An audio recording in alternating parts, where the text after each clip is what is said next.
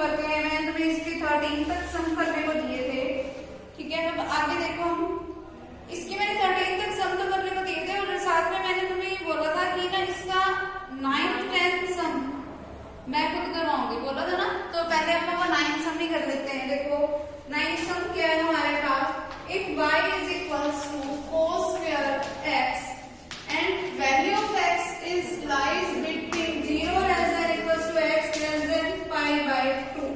देखो हमें क्या बोला है कि हमें एक रफ स्केच तैयार करना है of this function for the limit 0 less than equals to x less than pi by 2। It means x की वैल्यू 0 से pi by 2 के बीच में है। And determine the area enclosed between this curve and the x axis. अब मुझे area find out करना है इस कर्व के बीच में और x एक्सिस के बीच में, ठीक है। अब देखो x की मैं 0 से 90 के बीच तक की कोई मर्जी वैल्यू पुट कर दो, 0 से 90 के बीच वैल्यू पुट कर रही है, इट मींस फर्स्ट क्वाड्रेंट में। फर्स्ट क्वाड्रेंट में cos वैसे ही पॉजिटिव होता है और वैसे भी क्वांटिटी का स्क्वायर हो गया। इट मींस ये क्वांटिटी अगर बाय चांस नेगेटिव भी बनती हुई तो स्क्वायर की वजह से पॉजिटिव हो जाती है। इसका मतलब ये क्या है, पॉजिटिव वाला एरिया है। और इसका मतलब एक और भी हुआ कि अब मैं इस पे डायरेक्ट 0 से पाई बाय 2 तक की लिमिट अप्लाई कर सकती हूँ। जब भी हमारे पास ट्रिग्नोमेट्रिक फंक्शन हो और उसकी कुछ लिमिट दे रखी हो, अगर हम फर्स्ट सेकंड थर्ड फोर्थ इस तरीके के क्वाड्रेंट्स के अकॉर्डिंग जाएंगे तो हम लिमिट को ब्रेक करते थे ना। अब तो यहाँ जितनी भी लिमिट है सब पे ही क्या बन रहा है, पॉजिटिव बन रहा है। तो मतलब मुझे इसकी लिमिट को ब्रेक करने की कोई भी जरूरत नहीं है। सिर्फ मुझे करना क्या है, मुझे ना 0 से 90 के बीच की अलग अलग वैल्यूज पुट करनी है। x सबसे पहले मैं मान लो मैंने वैल्यू पुट की x की जगह पे 0, cos 0 की वैल्यू 1 का स्क्वायर 1। फिर अब मैं इसके बीच की कोई वैल्यू और पुट कर देती हूँ। मान लो मैंने वैल्यू पुट कर दी pi by 6 means 30 degree. 30 degree का मतलब cos 30 की वैल्यू क्या होती है, √3/2। इसका जब मैं स्क्वायर करूंगी तो क्या बनेगा, 3/4। फिर मैं पाई बाय 4 पुट करूंगी, cos पाई बाय 4 की वैल्यू क्या होती है, 1/√2। जिसका मैं स्क्वायर करूंगी तो क्या आएगा, 1/2। फिर मैं वैल्यू पुट करूंगी पाई बाय 6, जिसका मतलब क्या हो जाएगा, 1/4। फिर मैं वैल्यू पुट करूंगी पाई बाय 2, जिसका रिजल्ट क्या आएगा, 0। फिर cos 90 की वैल्यू 0 और आफ्टर स्क्वायरिंग क्या आ गया, 0। अब बस मुझे इस सब को ग्राफ पे शो करना है। ये मेरे पास कोई x एक्सिस है, ये मेरे पास कोई y एक्सिस है। x की वैल्यू कहां से कहां तक जा रही है, 0। फिर पाई बाय 6 मान लो ये 30 डिग्री वाला हो गया, पाई बाय 6। फिर बीच में 45 ले रखा है मैंने, यानी कि ये ले लिया 15 डिग्री के डिफरेंस पे। फिर मैंने 30 डिग्री के डिफरेंस पे क्या ले लिया, पाई बाय 3। फिर 30 के ही डिफरेंस पे मैंने क्या ले लिया, पाई बाय 2, ठीक है। फिर जब मैंने पाई बाय 6 पे देखा, पाई बाय 6 पे वैल्यू 3/4 टाइप की और 0 पे वैल्यू है 1 टाइप की। तो जो मेरे पास वैल्यू है ये मैंने ले ली 1/4, ये मैंने ले ली 1/2। 1/4 तक का डिफरेंस लेके जा रही हूँ आगे। फिर यहाँ आ गया 3/4 और यहाँ पे आ गया 1, ठीक है। अब देखो 0 पे वैल्यू क्या है, 1। फिर पाई बाय 6 पे वैल्यू क्या है, 3/4। पाई बाय 4 पे वैल्यू क्या है, 1/2। पाई बाय 3 पे वैल्यू क्या है, 1/4। पाई बाय 2 पे वैल्यू क्या है, 0। अब फ्री हैंड से सिंपली इसको क्या, स्केल का यूज मत करना, फ्री हैंड से ज्वाइन करना है, क्योंकि कर्व्स बनानी है। हमने बताया भी था ना मैंने, ये कर्व्स में हमेशा हमें स्केल का यूज नहीं करना होता, सिर्फ फ्री हैंड से हमें उन पॉइंट्स को क्या करना है, सिंपली ज्वाइन करना है। तो ये हमारा रफ स्केच बन गया। रिक्वायर्ड एरिया क्या हो जाएगा, ये हो जाएगा। क्यों, क्योंकि हमें ये बोला है कि इस कर्व के बीच में और x एक्सिस के बीच में कितना ग्राफ बन रहा है, तो वो इतना हमारा बन रहा है रफ स्केच, ठीक है। अब मुझे सिंपली इसका एरिया निकालना है, so that area will be equals to, हर जगह पे पॉजिटिव है, पॉजिटिव क्वाड्रेंट में है तो simply 0 to pi by 2 cos square x dx। इसका मतलब क्या हुआ, integration from 0 to pi by 2 cos square का डायरेक्ट इंटीग्रेशन नहीं हो सकता, तो हम इसको क्या लिखूंगी, 1 minus cos 2x divided by 2 dx, ठीक है। अब इसका सिंपल इंटीग्रेशन करना है और उससे लिमिट अप्लाई कर देना 0 से pi by 2। वो लिमिट अप्लाई करके जो हमारा रिजल्ट आएगा वो हमारा क्या आ जाएगा, रिक्वायर्ड एरिया, और साथ में स्क्वायर यूनिट भी लगाना है, ठीक है। अगला सब देखना, find the area under the curve y is equals to sin 2x plus cos 2x और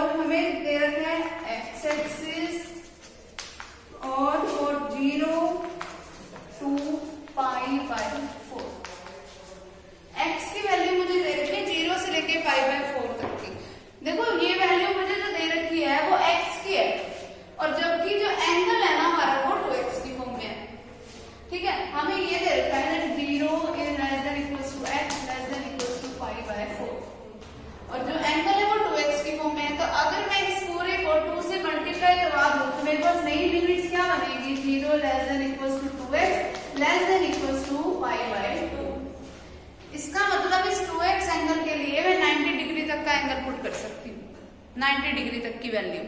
ठीक है, अब टेबल बना लेते हैं। टेबल मैंने जब बनाना शुरू की तो क्या आएगा, देखो यहाँ आ गया पहले x फिर y। जब भी हम टेबल बनाएंगे एक चीज हमेशा ध्यान रखना कि जब तो हमारे पास कोई डिफरेंट एंगल दे रखा हो तो पहले तो मैं उस एंगल तक की लिमिट बताऊंगी। ये मेरे पास लिमिट लेने का रीजन सिर्फ एक ही होता है कि मैं 0 से 90 की, जैसे मेरे को अलग अलग कई एंगल्स की वैल्यू पता होती है, π/6, π/4, π/3, तो वो मैं बता सकती हूँ। लेकिन अगर मैं 0 से π/4 तक की वैल्यूज पे गौर करूँ तो मेरे पास सिर्फ बीच की सिर्फ एक 30 डिग्री वाली यानी कि π/6 टाइप की वैल्यू ही आती है।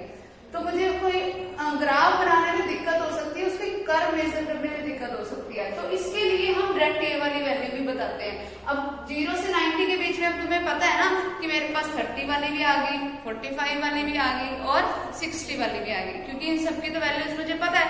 अब अगर देखो सबसे पहले तुम अगर मान लो π/6 वाली वैल्यू पुट करना चाह रहे हो, इट मीन्स 2x की जगह पे π/6 पुट कर रहे हो। अगर 2x की वैल्यू π/6 पुट कर रहे हो, इट मीन्स कि तुम x की वैल्यू क्या पुट कर सकते हो, π/12। यही बना, तो यहाँ पर मैं x की वैल्यू यही पुट करूंगी π/12। ठीक है, 30 डिग्री से स्टार्ट कर दिया मैंने। अब मैंने यहाँ पे π/12 पुट किया तो मेरे पास देखो y क्या बना, साइन ऑफ 2 इंटू में π/12, जिसका मतलब क्या हुआ sin π/6 plus cos of 2 into में π/12, जिसका मतलब क्या हुआ π/6। ठीक है, so that y is equal to क्या बना, sin 30 की वैल्यू क्या होती है 1/2 प्लस cos 30 की वैल्यू क्या होती है √3/2। तो इसका रिजल्ट क्या आया, √3 + 1 डिवाइडेड बाय 2। फिर अब मैं इसमें और वैल्यू पुट करके देख लेती हूँ कि जब मैंने 2x की जगह पे 5/4 पुट किया, इट मीन्स कि मुझे x की क्या वैल्यू पुट करनी है 5/8। x की वैल्यू में क्या पुट कर सकती हूँ 5/8। 5/8 पुट करने के बाद क्या बनेगा, y is equal to 2 times of 5/8 यानी कि 5/4 हो गया। फिर यहाँ पे भी 2 टाइम्स ऑफ 5/8 यानी कि 5/4 हो गया। क्या बना, sin π/4 प्लस cos π/4। sin π/4 की वैल्यू क्या होती है 1/√2 और cos π/4 की भी वैल्यू 1/√2। 1/√2 प्लस 1/√2 मीन्स 2/√2, जिसका मतलब क्या आया √2। आगे बात समझ। फिर अब मैं इसकी वैल्यू 2x की जगह पे अब मैं क्या पुट करूंगी π/3। π/3 पुट करने का मतलब मैं x की जगह पे क्या पुट करूं π/6। π/6 पुट किया तो मेरे पास देखो बनेगा क्या, आफ्टर पुटिंग π/6 तो साइन ऑफ 2 इंटू में π/6 यानी कि साइन 60 π/3। ठीक है, फिर यहाँ पर भी क्या बनेगा साइन π/3, ओ सॉरी cos π/3। साइन π/3 की वैल्यू क्या होती है √3/2। cos π/3 की वैल्यू क्या होती है 1/2। दोनों को ऐड करोगे क्या बनेगा √3 + 1 डिवाइडेड बाय 2। ठीक, फिर अब मैं इसकी और कौन सी वैल्यू पुट करूंगी, 90 तक जा सकती हूँ ना मैं, लास्ट वैल्यू मुझे अब 90 वाली पता है, तो 2x इज इक्वल टू मैं क्या पुट कर सकती हूँ 90। तो x की वैल्यू क्या हो गई π/4। ठीक है, आगे बात समझ। अब x की वैल्यू π/4 है तो यहाँ पे π/4 पुट किया तो sin 90 बना, प्लस में cos 90 बना। sin 90 की वैल्यू 1, cos 90 की वैल्यू 0। तो यहाँ पर जो मेरे पास रिजल्ट आएगा वो क्या हो गया 1 + 0 1। आगे बात समझ, टेबल बन गई मेरी। अब टेबल बन गई, मुझे सिर्फ क्या बनाना है ग्राफ बनाना है। ग्राफ पे इन्हीं पॉइंट्स को मैं शो कर देती हूँ बस। देखो सबसे पहले x की वैल्यू π/12 से जा रही है π/4 तक और ये मेरे पास है y की वैल्यूज। ये हो गई मेरी x एक्सिस, ये हो गई मेरी y एक्सिस। 0 मान लो ये कोई π/12 वाला पॉइंट है, ये कोई π/8 वाला पॉइंट है, ये कोई π/6 वाला पॉइंट है और ये अगर कोई π/4 वाला पॉइंट है। ठीक है, सारे पॉइंट्स ले लिए मैंने। फिर y की तो वैल्यू है √3 + 1 डिवाइडेड बाय 2। एक रफ आइडिया लगाने के लिए मैं तुम्हें बता रही हूँ कि कौन सी वैल्यू पहले आएगी ताकि तुम्हें y के बारे में पता चल सके। देखो √3 का मतलब होता है 1.732 और इसमें कुछ ऐड हो रहा है 1 और डिवाइड बाय 2। इट मींस इसमें जब 1 ऐड होएगा तो ये क्या बनेगा 2.732 डिवाइडेड बाय 2। तो इसका जो रिजल्ट आएगा वो क्या आएगा 1.366 डिवाइड करने के बाद। यानी कि ये वैल्यू है 1.3 टाइप की, और ये वाली वैल्यू कौन सी है, ये वैल्यू है अप्रोक्स 1.3 टाइप की। √2 का मतलब होता है 1.4, यानी कि यहाँ पे फिर से क्या हो गया 1.3, और फिर यहाँ पर मेरे पास पड़ा है 1। पता लग गई ना वैल्यूज। अब अगर ये हमारे पास कोई है 1, और अगर यहाँ पे मेरे पास है कोई 1.5, और यहाँ पर अगर है मेरे पास कोई 2, ठीक है, डिफरेंस मैंने सेम ही लेना होता है ना, तभी मैंने ऐसा लिया। फिर देखो जब x की वैल्यू π/12 है तो y की वैल्यू है अप्रोक्स 1.3, x की वैल्यू π/12 है तो y की वैल्यू है अप्रोक्स 1.3, ये पॉइंट। फिर अच्छा इसमें 0 लेना था, वो मैंने 0 नहीं लिया ना, रह गया ना 0 लेना, 0 ले लेते हैं यहाँ पे लिया नहीं। x y, जब x की वैल्यू 0 है तब यहाँ पे क्या बनेगा sin 0 प्लस cos 0, sin 0 की वैल्यू 0, cos 0 की वैल्यू 1, तो यहाँ पे 1 भी आएगा, ठीक है। तो 0 पे मेरे को एक पॉइंट और मिल गया 1, ठीक है। फिर उसके बाद मेरे पास अगला पॉइंट क्या है 1.4 टाइप का, जो कि इससे हल्का सा ऊपर हो गया। फिर इससे अगला पॉइंट फिर से वही 1.3 टाइप वाला है, वही हल्का सा नीचे कर दो। फिर π/4 पे मेरे पास पॉइंट कौन सा है 1 वाला, हो गई ये। अब सिंपली मुझे इन सबको क्या कर रहे हैं ज्वाइन कर दिया। अब ये जो एरिया बना वो मेरे पास क्या है रिक्वायर्ड एरिया। आगे बात समझ, और देख लो सारा का सारा सब कुछ पॉजिटिव है, तो एरिया सिंपली क्या हो जाएगा, मुझे कुछ भी चेंज करने की जरूरत नहीं है। तो इंटीग्रेशन फ्रॉम 0 टू π/4, x के विद रिस्पेक्ट टू इंटीग्रेशन करते हैं, इसीलिए यही लिमिट आएगी। 2x के विद रिस्पेक्ट टू करना होगा तो हमें π/2 रख देंगे, ठीक है। तो 0 टू π/4 हमारे पास फंक्शन क्या है sin 2x प्लस, दोनों पे अलग अलग में इंटीग्रेशन अप्लाई कर सकते हो ना, जब मेरे पास प्लस में क्वांटिटीज हो, प्लस में cos 2x dx। अब सिंपली इनका इंटीग्रेशन करके और इसमें मुझे लिमिट्स अप्लाई करनी है, और आफ्टर एडिंग मेरे पास क्या आ जाएगा total area under this curve. आगे बात समझ।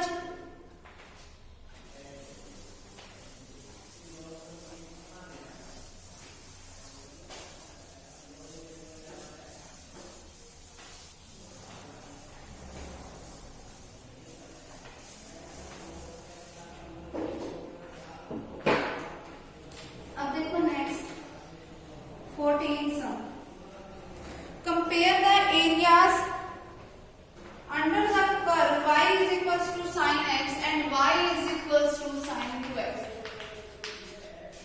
एक तो कर्व है मेरे पास y is equals to sin x वाली, और दूसरी कर्व है मेरे पास y is equals to sin 2x वाली। अब x एक्सिस के ऊपर है, इसका मतलब पॉजिटिव डायरेक्शन की तरफ ही है। फिर between x equals to 0 to π/3, देखो x की वैल्यू दे रखी है 0 से लेके π/3 तक। एक चीज नोट करो, इसमें मुझे उसमें कोई ग्राफ बनाने को नहीं बोला, मुझे सिंपली उनका एरियाज कंपेयर करना है। अगर बोला भी होता तो बस मैं 0 से π/3 तक की वैल्यूज इसमें पुट कर देती, ठीक है। 0 से लेके π/3 तक के पॉइंट्स कौन से आते हैं, एक π/6 आ जाता है, एक π/4 आ जाता है, और एक π/3 आ जाता है, कर्व मिल जाती मुझे, वो इसका ग्राफ बनता। इस वाले में जैसे अभी अपन ने सेम किया कि 2x के लिए मैं अपने लिमिट्स बताऊंगी, वो क्या हो जाएगी 0 less than equals to 2x less than equals to π/6, ठीक है, ये हो गया। फिर बाकी टेबल बनाऊंगी इसकी, और फिर मैं इसका भी ग्राफ बना दूंगी। अभी कुछ मुझे दे ही रखना, तो मैं सिंपली कर देती हूँ, ठीक है। तो एक चीज और नोट कर लो, जब 0 से लेके π/3 तक की बात हो रही है, यानी कि ग्राफ कहाँ पे बन रहा है फर्स्ट क्वाड्रेंट में। फर्स्ट क्वाड्रेंट में साइन क्या होता है पॉजिटिव, चेंज करने की कोई जरूरत नहीं है। जब इसके लिए हम बात करें, अब भी किसमें बन रहा है फर्स्ट क्वाड्रेंट में, क्या आएगा पॉजिटिव, तो इसमें भी हमें लिमिट्स को चेंज करने की जरूरत नहीं है। और मुझे सिंपली करना क्या है कि इस कर्व का एरिया निकालना है, इस कर्व का एरिया निकालना है, और दोनों का क्या करना है कंपैरिजन करना है सिर्फ, और कुछ भी नहीं करना। तो इसका अगर मैं एरिया निकालूं तो इंटीग्रेशन फ्रॉम 0 टू π/3 क्या आएगा sin x dx। इसके एरिया को अगर मैंने a1 नाम दे रखा है, तो a1 is equals to, sine में इंटीग्रेशन क्या होता है माइनस का cos x, ठीक है, 0 से π/3 क्या बनेगा माइनस को चलो बाहर ले लो, cos of π/3 0 minus of cos pi by 3 की वैल्यू क्या होती है 1/2 माइनस में पड़ा 1/2 माइनस 1 माइनस का 1/2 बाहर एक माइनस पड़ा तो क्या आ गया प्लस का 1/2 स्क्वायर यूनिट्स हो गया। अब सेकंड देखो a2 जो कि किसके इक्वल है integration from 0 to pi by 3 sin 2x dx।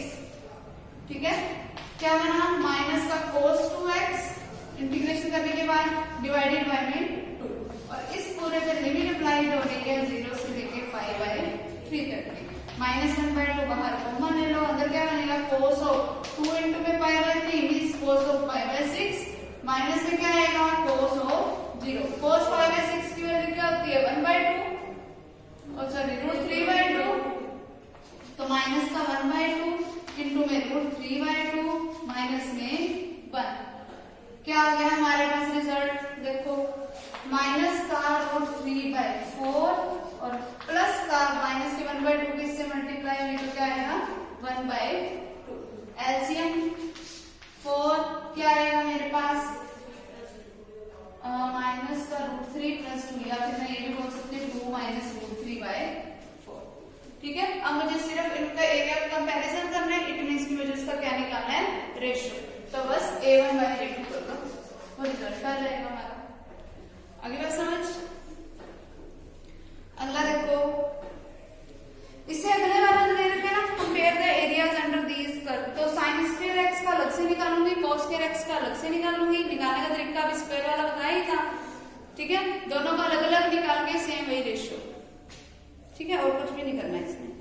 फिर 15 देखो sketch the region lying in the first quadrant का ही रीजन मुझे लेना है सिर्फ by the curve y = 9x²,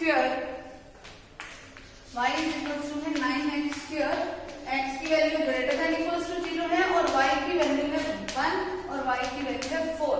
देखो y = 9x² है तो ये कैसी टाइप की फॉर्म है x² = 4a टाइप वाली फॉर्म है x² = 4a y टाइप की फॉर्म है इट मींस कि ये कैसा पैराबोला है अपर पैराबोला ऐसा ही होता है ना अपर पैराबोला की जनरल इक्वेशन की अगर हम बात करें तो यही होती है ना ठीक है तो ये बिल्कुल वैसे ही फॉर्म है बस इसमें 4a अगर देखो y = 9x² है इट मींस कि y/9 = x² है तो इसका मतलब 4a की वैल्यू क्या है 1/9 आगे समझ ठीक है। तो ये मेरे पास कैसी फॉर्म है अपर पैराबोला के टाइप की तो जो इसका ग्राफ बनेगा देखो सबसे पहले मुझे इसके लिए टेबल प्रिपेयर करनी है तभी हमारा ग्राफ बनेगा। टेबल में मैं वैल्यूज कौन से लेके चल रही है मुझे y = 1 से लेके y = 4 तक की तो सबसे पहले जो मैं टेबल प्रिपेयर करूंगी देखो उसमें हमारे पास क्या आएगा ऊपर अब क्या लिखा जाएगा y क्योंकि मुझे y की वैल्यू पुट करनी है ठीक है। y की वैल्यू सबसे पहले जब मैंने 1 पुट की तो x की वैल्यू क्या आएगी 1/9 x² की वैल्यू अगर 1/9 है तो x की वैल्यू क्या आ गई ±1/3 ठीक है। फिर y की जगह पे 2 पुट करो क्या आएगा देखो 2 पुट किया 2/9 मींस ±√2/3 फिर जब x की जगह y की जगह पे 3 पुट करोगे तो 3/9 मींस 1/3 और 1/3 का रूट करोगे तो ±1/3 फिर 4 पुट करोगे 4/9 मींस ±2/3 ठीक है। और वैसे भी देख लो कि अगर हम जनरल वाले ऐसे वाले फॉर्म की अगर हम बात करें इट मींस कि ये पैराबोला ऐसा होगा जो ओरिजिन से होता हुआ जा रहा होगा और अगर मैं इसको जनरली सिंपली भी बनाना चाहूँ ना तो मतलब मेरे को एक रफ आइडिया तो है कि ये कुछ ऐसा बन जाएगा ठीक है। ऐसा कोई पैराबोला बनेगा जिसमें मान लो 1 वाला पॉइंट ये है और 4 वाला पॉइंट ये वैसे तो तुम इसको पुट कर देना तो तुम्हारा सही आ ही जाएगा पैराबोला ठीक है। अब लेकिन मुझे इसमें बोला क्या है कि x की वैल्यू मुझे सिर्फ ग्रेटर देन इक्वल्स टू 0 चाहिए इट मींस कि जो मेरा रिक्वायर्ड एरिया होगा ना वो सिर्फ इस फर्स्ट क्वाड्रेंट में है सेकंड क्वाड्रेंट वाला मेरा रिक्वायर्ड एरिया नहीं है। y = अगर 1 वाली लाइन ये है y = 4 वाली अगर लाइन ये है तो इट मींस कि मेरा रिक्वायर्ड एरिया सिर्फ यही है। अगला समझ तो मतलब मुझे ना ये एरिया लेना क्योंकि 1 से 4 पे जाना मुझे सिर्फ ना मुझे ये वाला लेना अगर उससे मुझे ये चीज ना बोलनी होती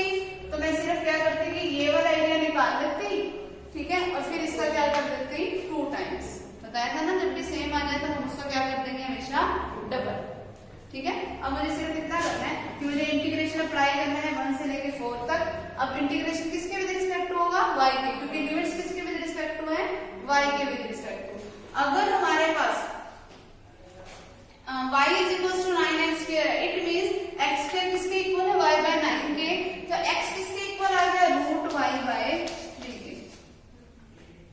ठीक है, इनटू में क्या आएगा, dy, और मुझे कोई प्लस माइनस लगाने की जरूरत नहीं है।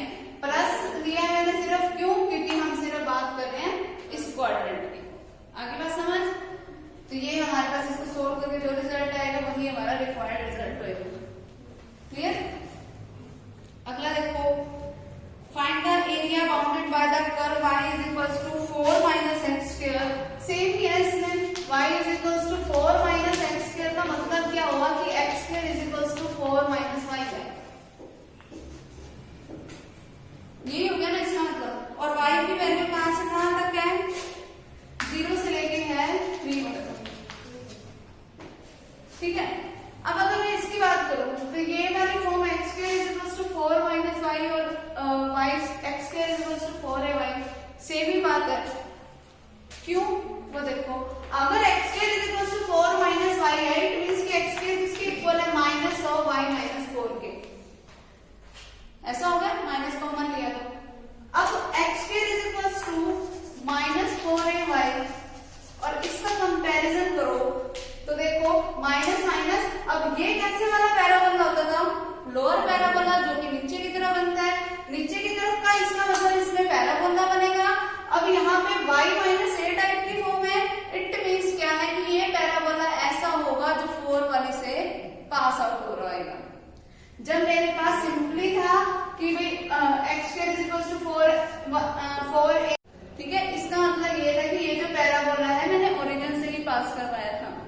ठीक है, जब अब y माइनस 4 टाइप की फॉर्म है, इट मीन्स ये है कि ये पैराबोला ऐसा है जो कि 4 वाले पॉइंट से पास आउट हो रहा है। ठीक है, इसका ओरिजिन वाला पॉइंट क्या है, 4 वाला।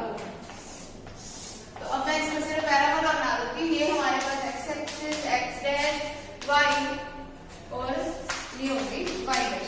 लोअर पैराबोला है जिसका ओरिजिन क्या है, 4 है, तो 1 2 3 4, तो इसका मतलब इसका जो पैराबोला बनेगा ना वो ऐसा कुछ बनेगा, लोअर की तरफ बनेगा और पास किसमें होगा, 4 में से। और इसके पॉइंट्स मुझे कहां से कहां तक लेने हैं, सिर्फ 0 से लेके 3 तक। 0 वाला ये रहा, 0 से लेके 3 तक लेना है मुझे, यानी कि इतना लेना सिर्फ। ठीक है, ये वाला एरिया मेरे पास रिक्वायर्ड एरिया नहीं होगा। और ना मुझे ये दे रखा कि x की वैल्यू मुझे 0 से बड़ी लेनी है, छोटी लेनी है, कुछ भी नहीं दे रखा, फर्स्ट क्वाड्रेंट भी नहीं दे रखा। इट मींस ये सारा एरिया क्या है, रिक्वायर्ड एरिया। ठीक है, तो मैं इसको एरिया को निकालूंगी कैसे, area is equal to 2 times of integration from 0 to 3, क्योंकि 0 से 3 तक नहीं चाहिए मुझे, तो 2 times of integration from 0 to 3, और फर्स्ट क्वाड्रेंट वाला एरिया का मैंने डबल किया, इसीलिए यहाँ 2 लगाया। ठीक है, अब मेरे पास कर्व कैसी है वो देखो, y इज इक्वल्स, देखो x के मेरे पास इक्वल्स टू है 4 माइनस y के, तो x किसके इक्वल आ गया, root of 4 minus y dy। बस अब सिंपली इसका क्या करना है मुझे, इंटीग्रेशन। ये कैसी फॉर्म है मेरे पास, ax प्लस b की होल पावर n टाइप की फॉर्म है, और इसका सिंपली इंटीग्रेशन करना है। क्लियर है। नेक्स्ट देखो,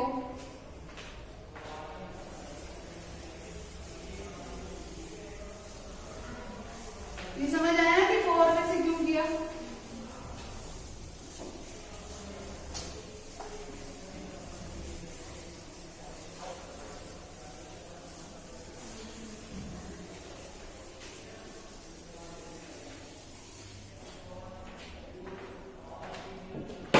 नेक्स्ट देखो, अगला भी एरिया ऑफ द पैराबोला ही है, and the line x equals to 4। ये अपने आप करना, मैं 0 से स्टार्ट कर रहे हैं क्योंकि देखो हमें ओरिजिन अब इसमें पता है कि 0 से ही पास आउट हो रहा है, तो मतलब मुझे 0 से 4 तक का ही लेना है, सिंपल सी बात है। और इसमें मुझे कहीं पे भी नहीं दे रखा कि फर्स्ट क्वाड्रेंट या सेकंड क्वाड्रेंट, तो इसका डबल भी कर देना। ठीक है, अगले वाले में y इक्वल्स टू 4 दे रखा है, मींस कि 0 से 4 तक की उसकी लिमिट जाएगी, और इक्वल्स टू एक्स स्क्वायर है, इट मीन्स अपर टाइप का पैराबोला है ये, ठीक है। और इसका इंटीग्रेशन भी किसके भी रिस्पेक्ट होगा, y के भी रिस्पेक्ट, क्योंकि मुझे y की वैल्यू दे रखी है। फिर अगला देखो, find the area of the region bounded by the ellipse x square by a square plus y square by b square is equals to 1 and a is greater than b।